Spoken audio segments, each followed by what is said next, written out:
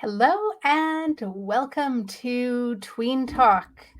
Today we have kind of a fun topic. Um, if you've ever been dealing with chaos in your household or how much chaos in your household, have you figured out a way to get rid of that? Are you ready to reclaim your sanity, bring peace to your household? You're in the right place. We're going to talk about some strategies to help you get your tweens organized and reduce some of the chaos that might be happening in your house. I know it was happening in my house before we were implementing some of these strategies. I'm Marina Gabor, a life skills coach for tweens. I've been working with tweens for, I don't know, over 10 years, different settings. And my signature program, the Life Skills Lab, is coming up.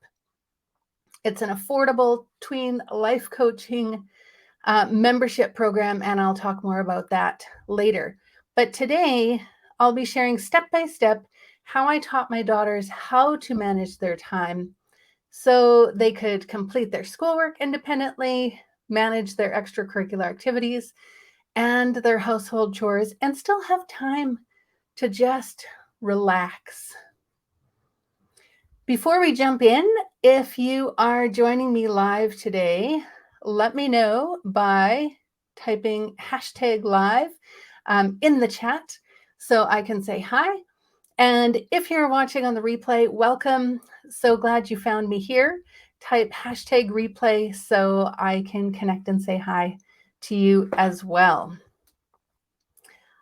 All right, we are going to jump right in, get right to the meat of it.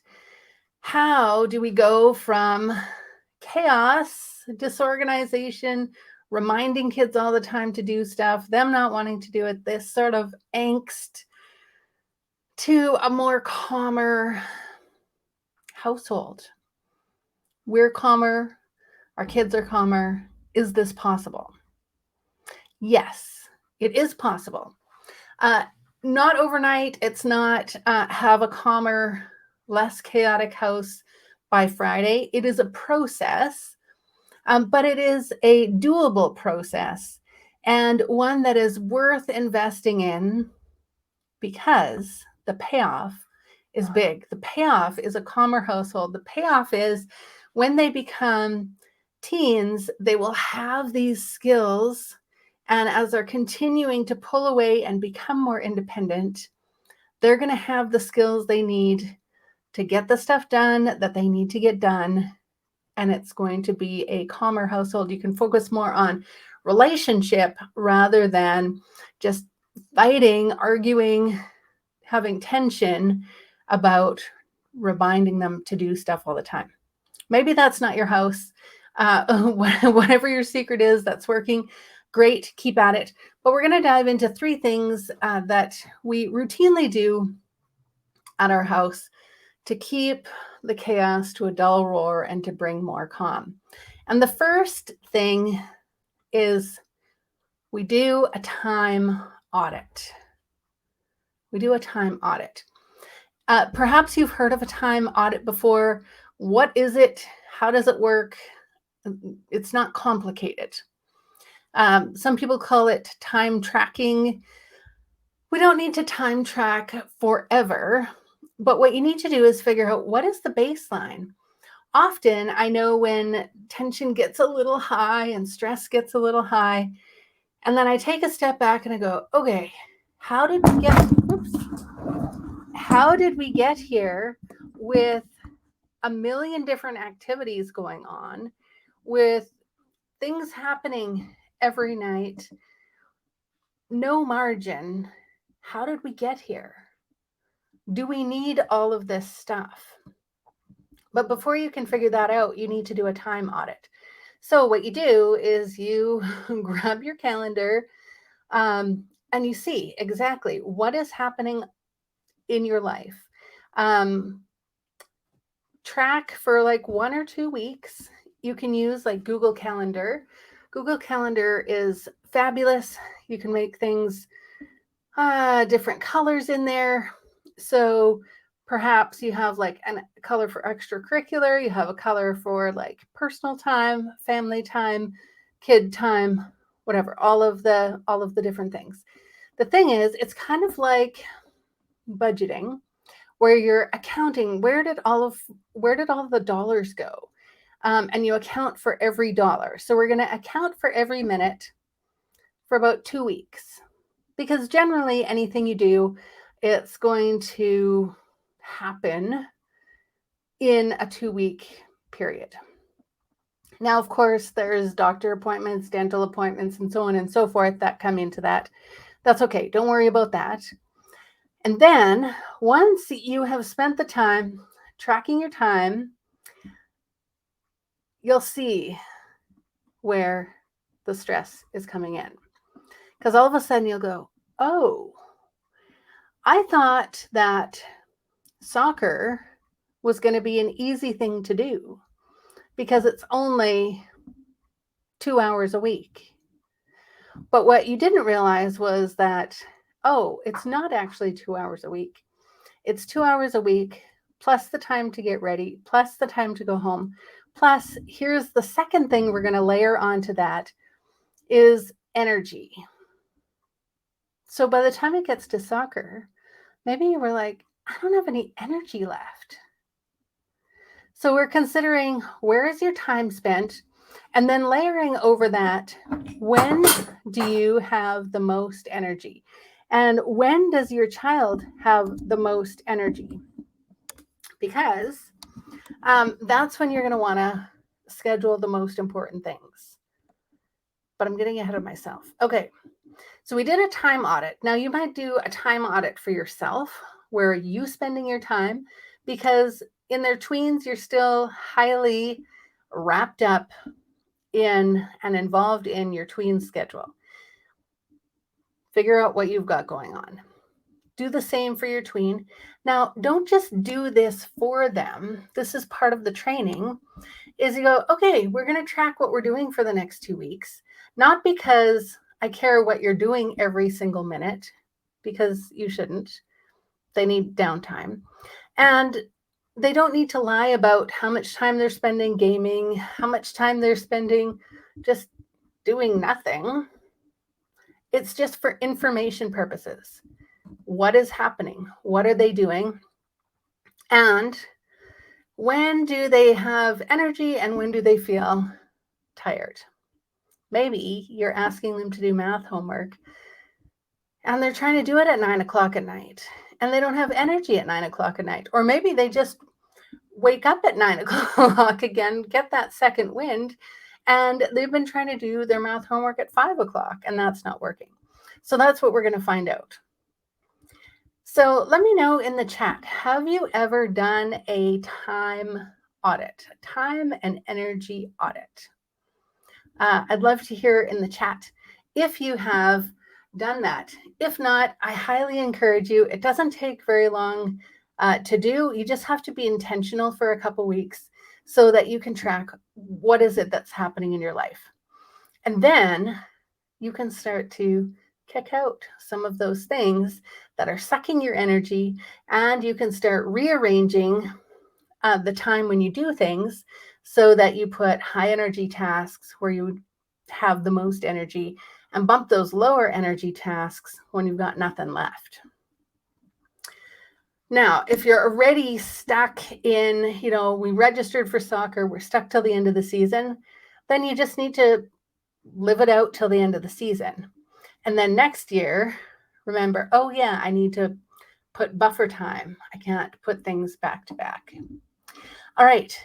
Now, how can we go from chaos, this chaotic full schedule with no margin? So we talked about the time audit. We talked about kicking out things that just suck our energy. That's going to bring things down to a calmer level.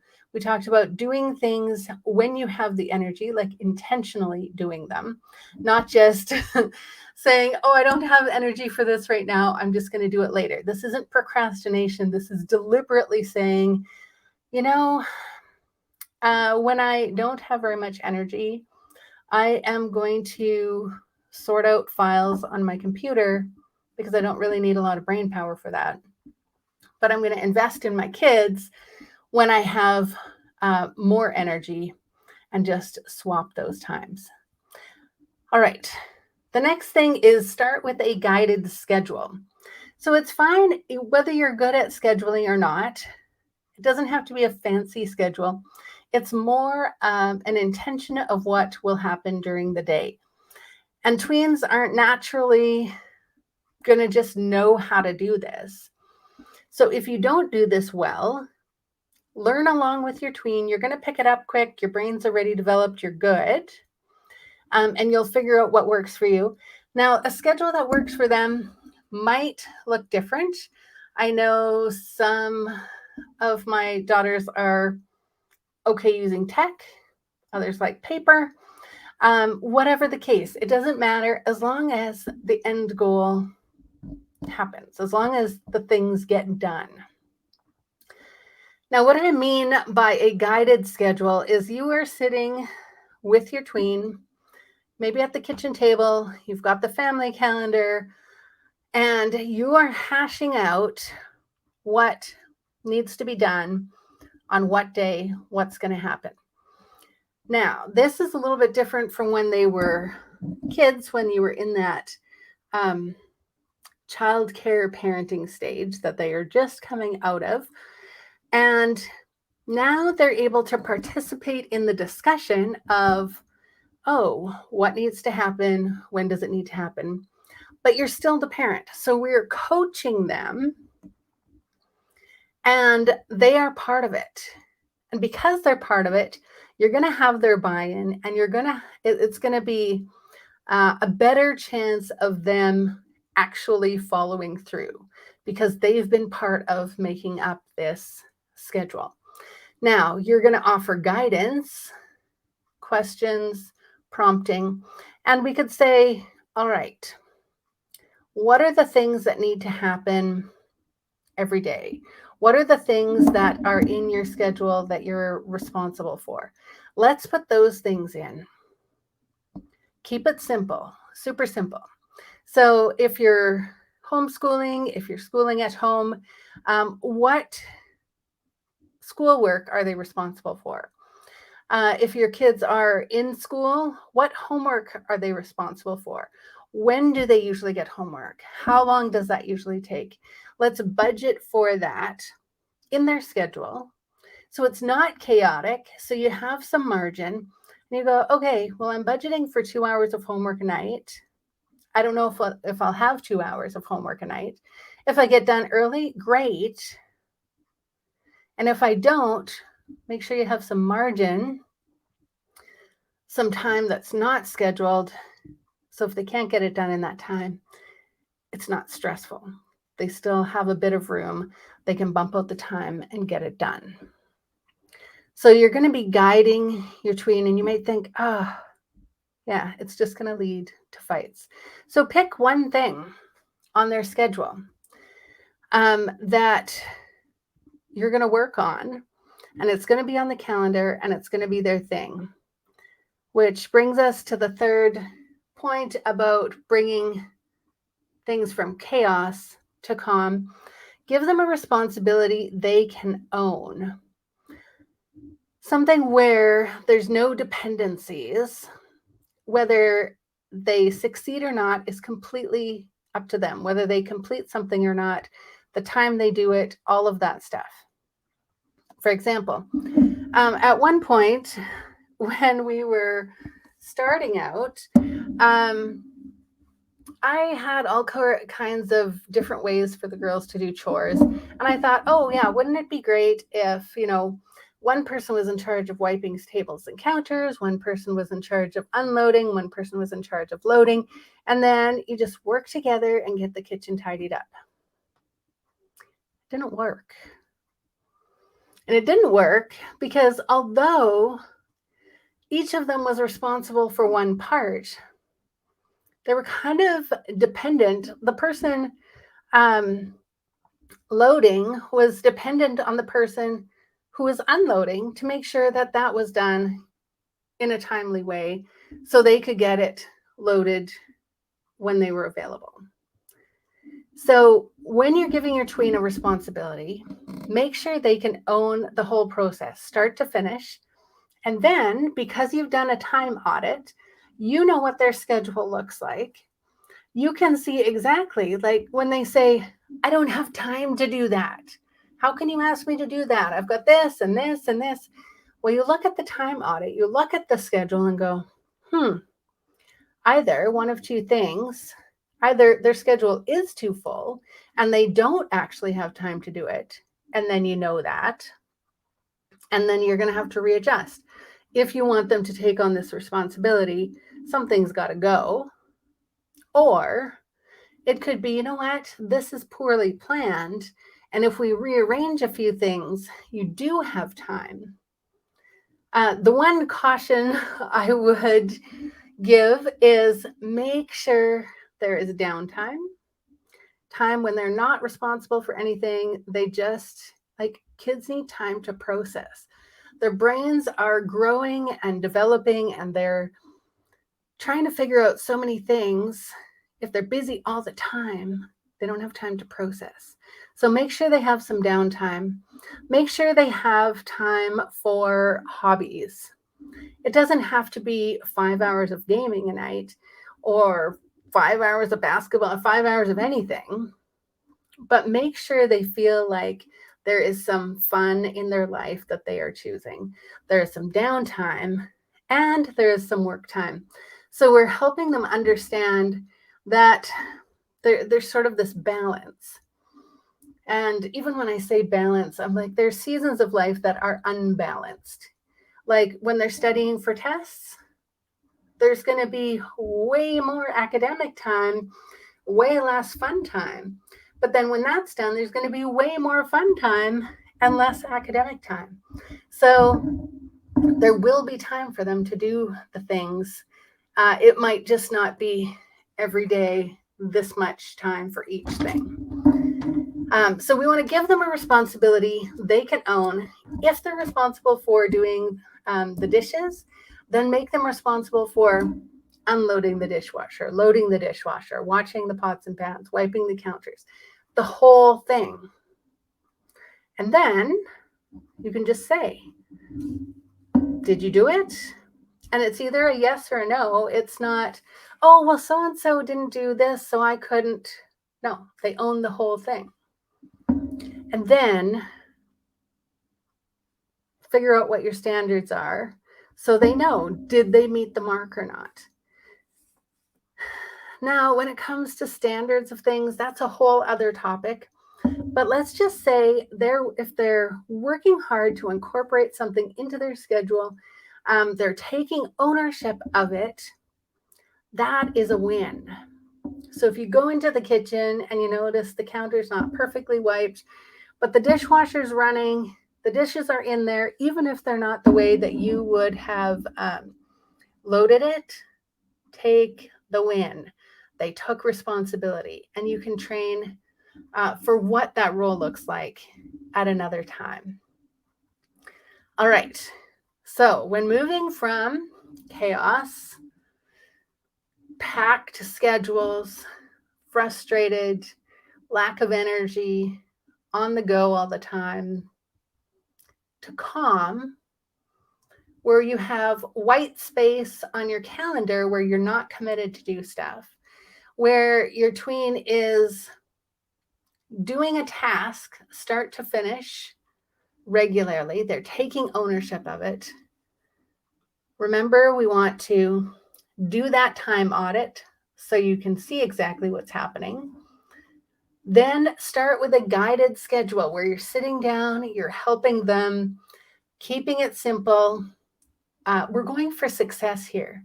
Even if they only have 3 or 4 things that they are responsible for, awesome.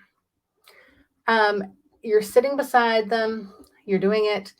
Over time, you're going to wean off this guided schedule, and then you're just going to say you're responsible for these things, pop them into your schedule.